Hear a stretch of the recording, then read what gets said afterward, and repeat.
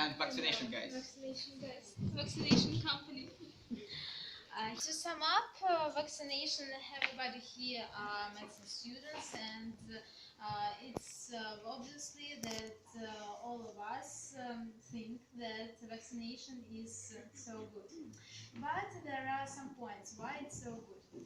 We can prepare, and we have been prepared from different dangerous diseases or not too dangerous. We can avoid possible complications from these diseases, and we can stop the spreading of the viruses, of the bacteria, and we can't die.